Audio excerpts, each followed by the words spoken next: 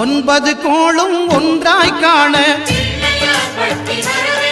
அங்கு கற்பகம் என்னும் கடவுளின் மெய்யில்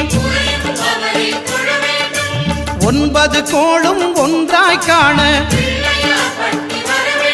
அங்கு கற்பகம் என்னும் கடவுளின் மெய்யில் சூரியன் முதலாய் 9 கிரகமும் பலவித குணங்களை கொண்டிருக்கும் எங்கள் கற்பக தருவில் அவை வரும்போது ஒன்றாய் சேர்ந்து பலனளிக்கும்.